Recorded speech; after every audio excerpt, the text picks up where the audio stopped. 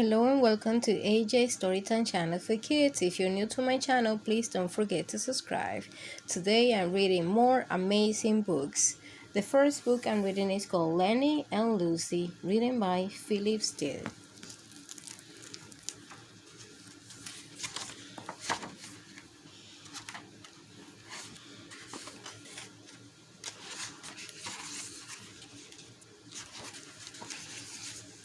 Winding along a bumpy road through the dark, unfriendly woods, Peter said, "I think this is a terrible idea."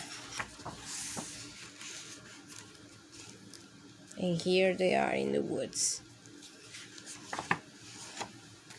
And when they finally left the woods and stood safely on the other side of the wooden bridge, Peter said, "This house is not as good as our old house. I want to go back." But no one heard except for Harold, who was only a dog and couldn't do much about it, even though he wanted to.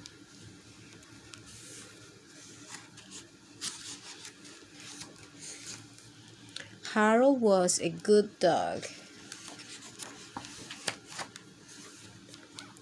At night, Peter and Harold looked from the stairs-up window, past the wooden bridge, out to the dark woods.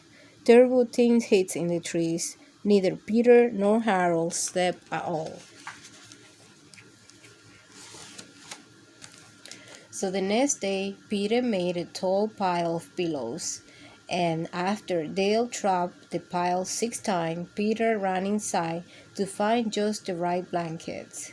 He snitched and sewed and wrapped the pile up, trying shock with string.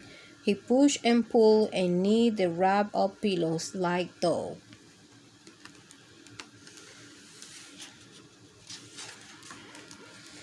And when he was done, he named it Lenny, guardian of the bridge.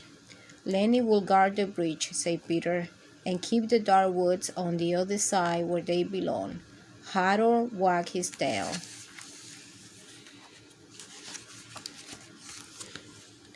Peter and Harold watched from the upstairs window. They felt safe knowing that Lenny was there. He guarded the bridge silently, patiently, but with no one to keep him company. "Do you think Lenny's lonely?" asked Peter. Then they worried about Lenny and his loneliness. And no one slept at all. So the next day, Peter brought breakfast to Lenny, toast and yam and a glass of milk. Then Peter gathered all the leaves on the ground and made a tall pile. And after they leaped into the pile 7 times, Peter ran inside to find just the right blankets. He pushed and pulled and knitted the wrapped-up leaves like dough.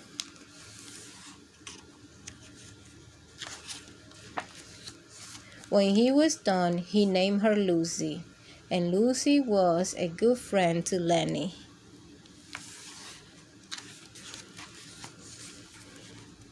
Everyone slept, and the dark woods stayed on the other side of the bridge, where they belonged. The next day, Peter, Harold, Lenny, and Lucy played a game of marbles. Harold was champion. Everyone agreed for lunch. They ate vegetable soup, and after soup, Peter began a collection of rocks. The others sat a while watching the woods and wondering about the things they couldn't see. "Have you ever seen an owl?" asked Millie. Millie lived next door. She had binoculars that everyone could share and a bag of marshmallows too. "No," said Peter. "I had never seen an owl. Harold hadn't either." So Peter, Harold, Lenny, Lucy, and Millie sat together watching out for interesting things.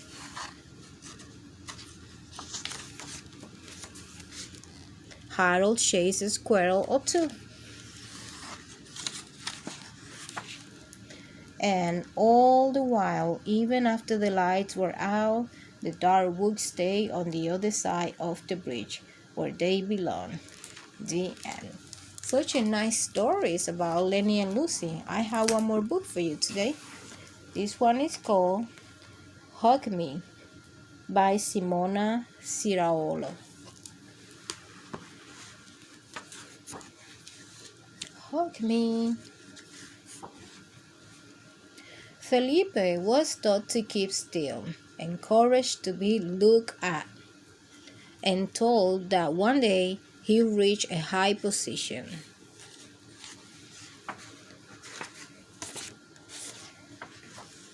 But Felipe thought his family worried about all the wrong things. They didn't notice that all he wanted was a hug. Of course, he could see his family wasn't the touchy-feely type, so he wished someone else would come and put their arms around him, but no one ever did. One day, Felipe made a new acquaintance. He was bold, confident, and he was trouble. But Felipe couldn't see that, and they grew closer and closer until the day disaster struck. Felipe was blamed and made to feel very bad. No one in his family thought of giving him a hug. Clearly, he didn't belong there. For a while, Felipe hoped he would find a new family, but whenever he went, he wasn't welcome. So he learned to enjoy his own company and thought he didn't need anyone else after all. Trespassers will be prickled. During all this time, Felipe felt very lonely, but what he didn't know was someone else was feeling lonely too. The day he realized that, Felipe knew just what to do. Best friends forever, Camila and Felipe. The end. I have one more amazing story for you. This one is called Bears Once More. This is by Karma Wilson. And please do not forget to subscribe to my channel if you like the story times. Bear Once More by Karma Wilson. When springtime comes in his warm winter den, a bear wakes up very hungry and thin. He waddles outside and roots all around. He digs and he pulls fresh shoots from the ground. He nibbles on his lawn till the last blade is gone, but the bear wants more. Mouse scampers by with his acorn pail. Come along, Mouse squeaks to Strawberry Bell. So up Mouse hops onto Bear's big back. They tromp through the woods for a fresh fruit snack. The berries grow sweet and they eat and eat and eat, but the bear wants more. The noon sun glows when along hops Hare. Good day, friend Mouse. How do, friend Bear? I'm hungry, Rose Bear. Hare says, follow me. There is a fresh clover patch by the cottonwood tree. They nibble on their lunch with a crunch, crunch, crunch, but the bear wants more. Badger shuffles by with his new fishing pole.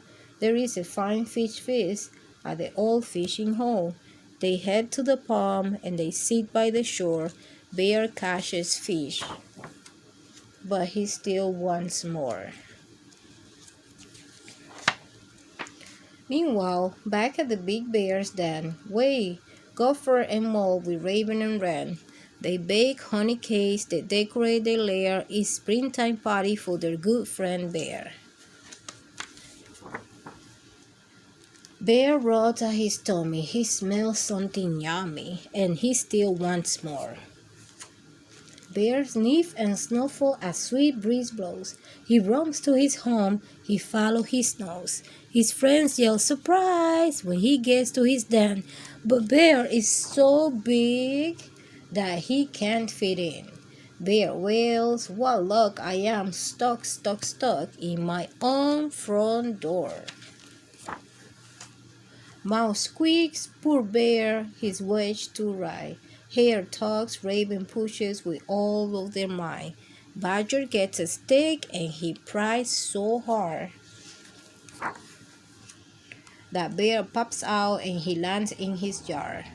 Since bear is so wide, they party outside and he still wants more. Bear opens presents, he gobbles honey cakes, he eats so much that his tummy aches. He snuggles in the grass and he snores big snore. He's full, full, full, but his friends want more. Such a nice story, right guys? I have one more story for you.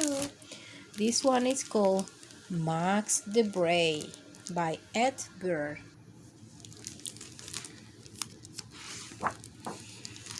This is Max. Doesn't Max look sweet? Max looks so sweet that sometimes people dress him up with bows.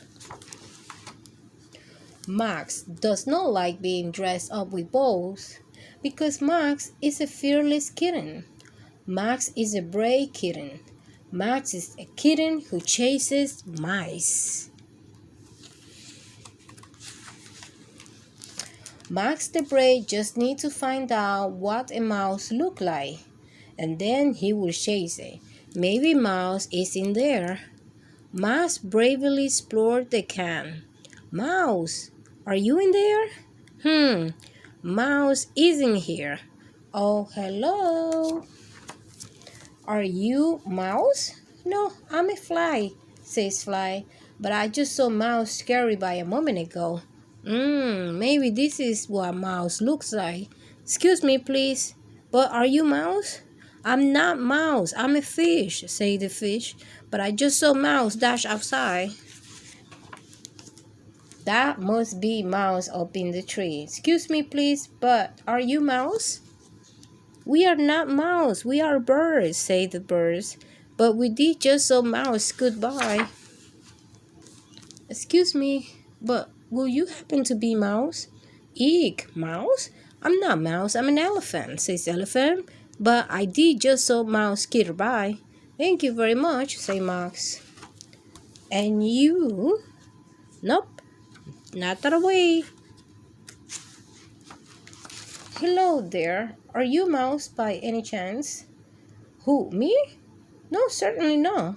I'm Monster, squeaks Mouse, but I did just see Mouse asleep over there. If you are very quick, you might catch him. Thank you very much, say Max. This must be Mouse. I didn't know Mouse was so big. Ahem, excuse me, Mouse. Will you wake up, please? I am Max the Bray, and I have to come to chase you. Wakey, wakey, Mouse, yells Max as he bounds up and down on Monster's head. I am Max the Bray, and I can chase mice, and I might just eat you up too. I didn't know Mouse has such big teeth. Gulp.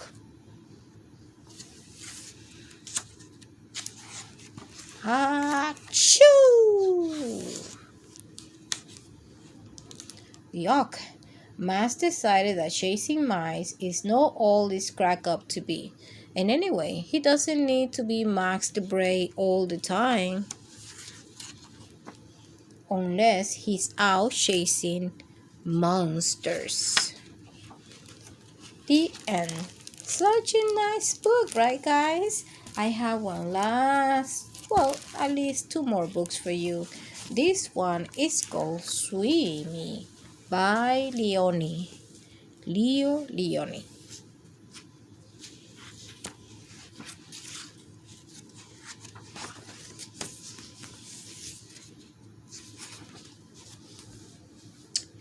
A happy school of little fish lived in a corner of the sea somewhere.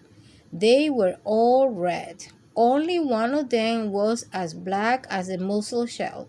He swam faster than his brothers and sisters.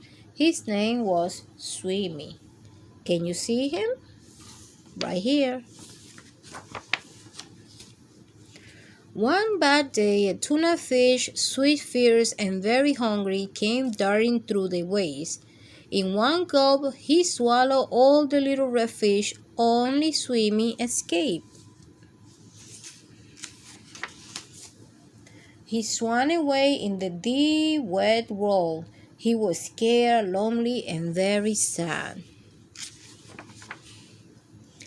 But the sea was full of wonderful creatures. And as he swam from marble to marble, Sweeney was happy again. He saw a Medusa made of rainbow jelly,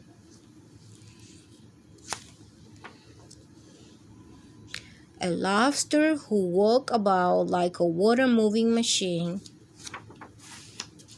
strange fish pulled by an invisible thread, a forest of seaweeds growing from sugar cane rocks, an eel whose tail was almost too far away to remember, and sea anemones who looked like pink palm trees, anything in the wind.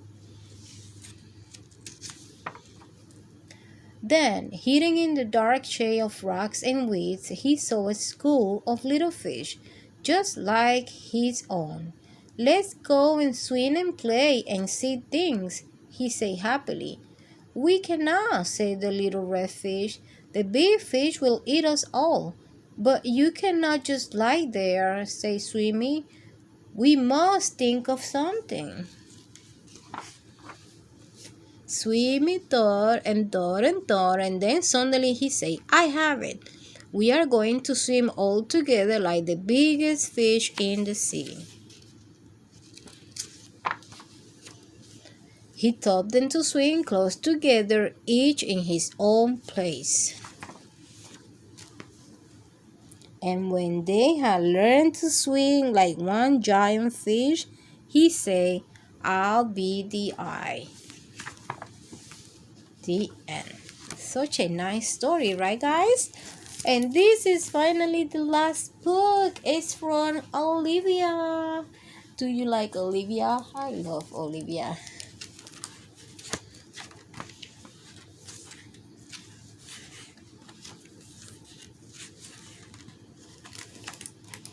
This is Olivia. She is good at a lot of things. She's very good at wearing people out. She even wears herself out. Olivia has a little brother named Ian. He's always copying. Sometimes Ian just won't leave her alone, so Olivia has to be firm. Olivia lives with her mother, her father, her brother, her dog Perry, and Edwin the cat. In the morning, after she gets up and moves the car, and brushes her teeth and combs her ears, and moves the cat, Olivia gets dressed. She has to try on everything. On sunny days, Olivia likes to go to the beach. She feels it's important to come prepared. Last summer, when Olivia was little, her mother showed her how to make sandcastles.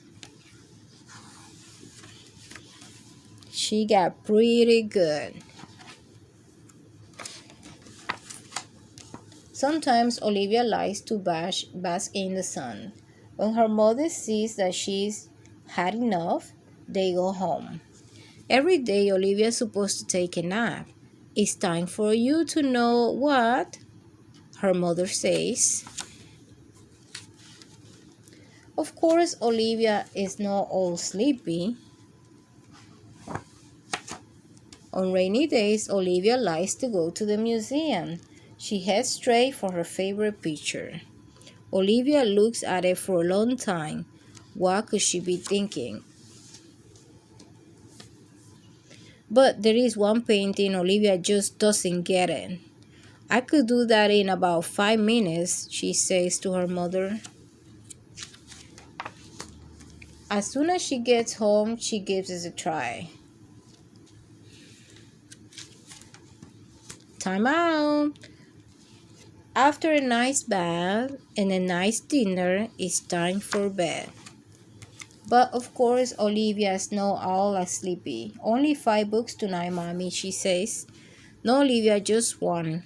How about 4, 2, 3? Oh, all right, 3, but that's it. When they finish reading, Olivia's mother gives her a kiss and says, "You know, you really wear me out, but I love you anyway."